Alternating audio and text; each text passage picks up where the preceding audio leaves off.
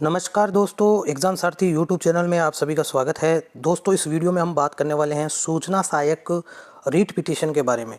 जी हाँ दोस्तों, हाल ही में जो अपडेट आई है सूचना सहायक भर्ती को लेकर के, उन सभी अपडेट्स के बारे में आपसे बात करेंगे। साथ ही जो कैंडिडेट्स कोर्ट में रिट लगाना चाहते हैं उन्हें क्या करना चाहिए, स्कोर कार्ड का वेट अब नहीं करना चाहिए क्योंकि बोर्ड के चेयरमैन ने कह दिया है कि स्कोर कार्ड टाइपिंग के बाद जारी होंगे।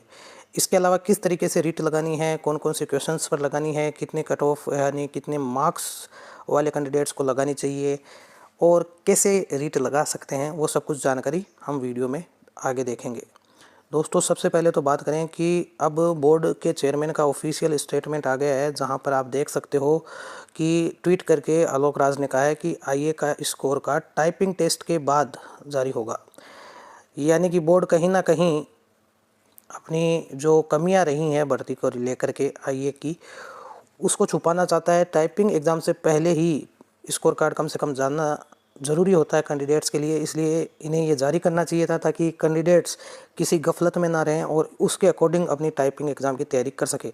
लेकिन बोर्ड का ये रवैया समझ से बाहर है।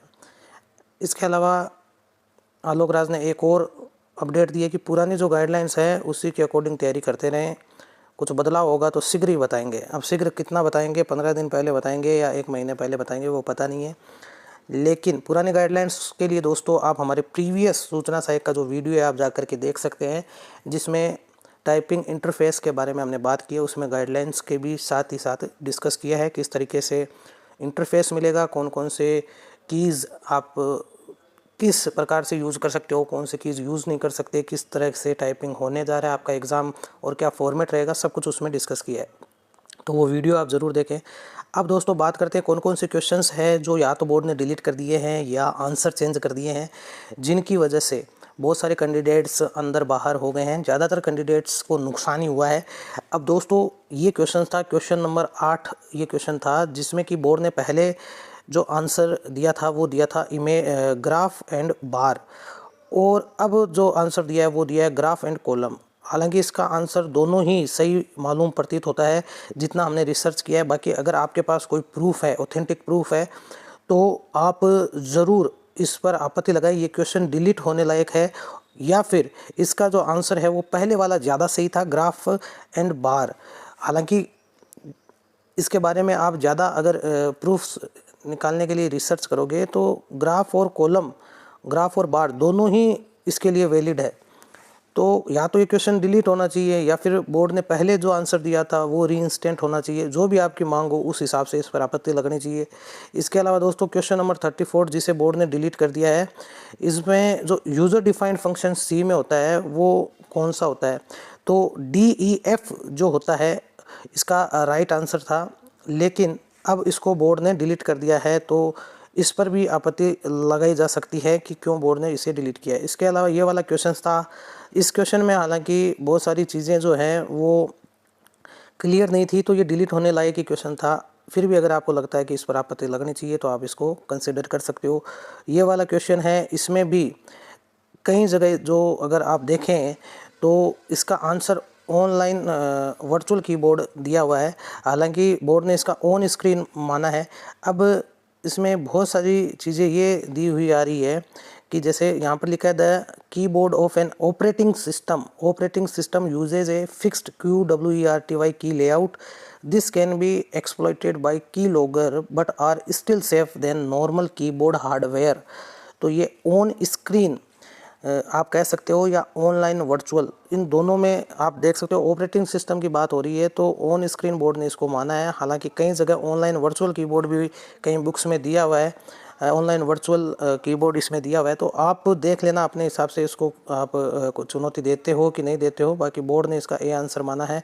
इसके अलावा दोस्तों ये वाला क्वेश्चन जिसका कि आंसर सही नहीं आ रहा था किसी का भी, तो इसे बोर्ड ने डिलीट किया है। ये डिलीट होने लायक ही था। आगे आप देखें तो दोस्तों क्वेश्चन एक ये है, हालांकि इसका आंसर बोर्ड ने पहले जो माना था उसके उलट जा कर के बोर्ड ने शायद ये वाला आंसर इसका बोर्ड ने माना था, अब बोर्ड ने इसको डिलीट कर दिया है।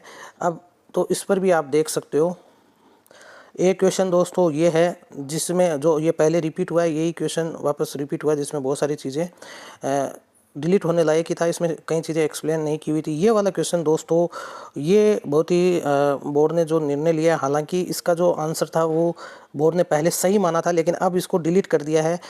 वो अब पता नहीं बोर्ड ने किस रीज़न से इस क्वेश्चन को डिलीट किया, तो इसको भी आप चैलेंज कर सकते हो।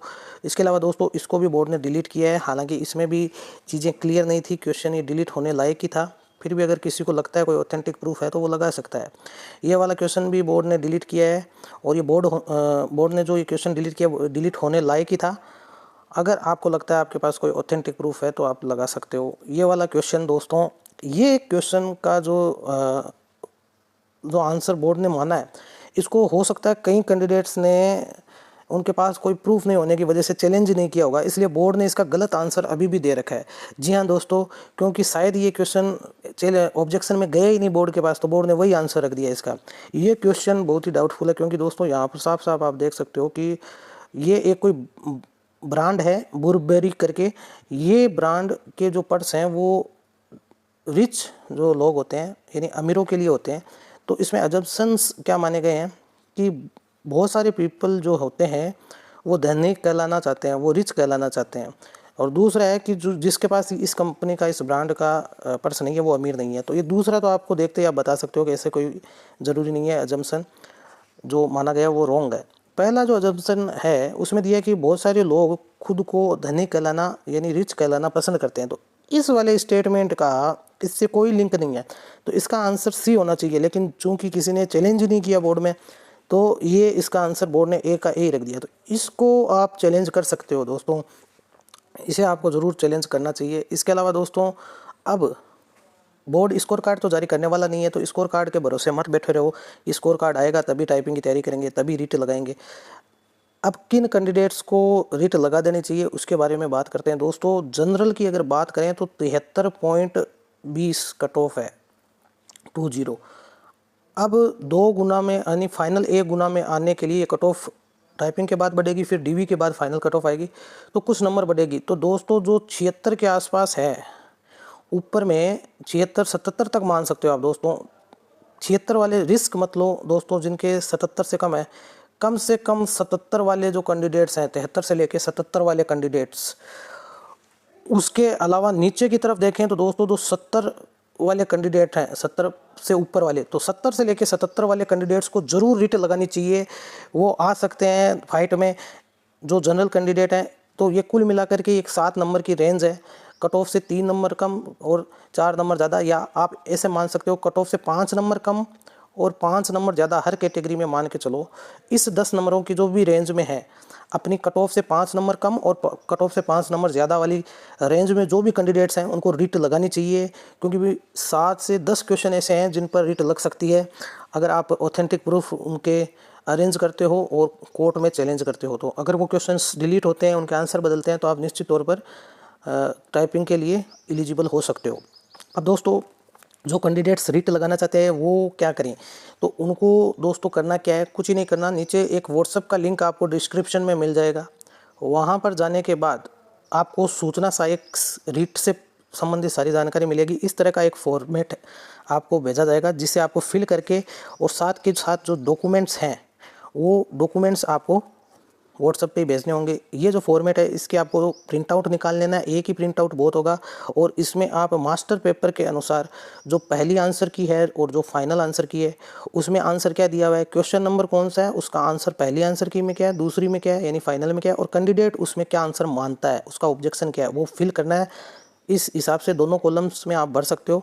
बहुत सारे कॉलम्स हैं, 10 से तो ज़्यादा ही है, तो आराम से आप इसको यूज़ कर सकते हो। इसके प्रिंट आउट निकाल के इसको फिल करके अच्छी तरीके से साफ़ सफाई से फिर इसकी एक स्कैन कॉपी फ़ोटो फ़ोन से ही हो जाती है, वो भेजनी है। साथ ही ये जो डॉक्यूमेंट्स है इनकी फ़ोटो या PDF आप चाहो तो सबकी PDF में एक में करके इसको भेज सकते हो। बाद में जो ऑथेंटिक प्रूफ है दोस्तों, उसका वही फॉर्मेट रहेगा जो आपने बोर्ड में लगाया था। खाली अंतर ये रहेगा कि आपको बोर्ड को संबोधित करते हुए कुछ नहीं लिखना, आपको केवल जो क्वेश्चन नंबर है उसकी फ़ोटो पहले पेज में जोड़नी है PDF के। उसके बाद में आपका जो एक्सप्लेनेशन है कि इस क्वेश्चन में क्या होना चाहिए, यानी जैसे यहाँ पर ये वाली चीज़ लिखनी है कि बोर्ड ने पहले का आंसर क्या माना, बाद में क्या माना, और कैंडिडेट का क्या ऑब्जेक्शन है, वो आप दूसरे पेज में लिखोगे प्रूफ वाली PDF में। और उसके बाद जिस भी बुक का आप रेफरेंस दे रहे हो, ऑथेंटिक प्रूफ दे रहे हो, उसका फ्रंट पेज जो होता है, कवर पेज जिस पर बुक का ऑथर सबका नाम होता है, उसकी पिक, और उसके बाद वाले पेज पे, सबसे लास्ट पेज पर वो पेज की फ़ोटो होना चाहिए हाईलाइट करके, जिस पर भी उत्तर जो दिया है, जो प्रूफ दिया है, उसको हाईलाइट करके लगाना है आपको। तो ये आपको प्रूफ्स के फॉर्मेट में भेजना है। बाकी और जानकारी आपको व्हाट्सएप पर दे दी जाएगी जब आप कांटेक्ट करोगे। तो जो भी कैंडिडेट्स लगाना चाहते हैं रीट, जल्द से जल्द कांटेक्ट करें, ताकि टाइपिंग एग्ज़ाम से पहले इस पर कोई डिसीजन आ सके। तो दोस्तों, वीडियो देखने के लिए धन्यवाद। इसको लाइक करें, शेयर करें, चैनल को सब्सक्राइब करें आने वाले अपडेट के लिए। धन्यवाद।